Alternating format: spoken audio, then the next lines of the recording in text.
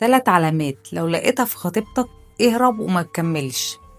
أول علامة، لو هي بتستغل حبك ليها، مسيطرة عليك، يعني ما بتسمعش كلامك، تقول لها ما تخرجيش تخرج، ما تلبسيش ضيق تلبس، دي عايزة كلمتها اللي تمشي، وهي عارفة ان نقطة ضعفك حبها، هتفضل تتنازل لحد ما تلغي شخصيتك تماما وفي الآخر هتسيبها.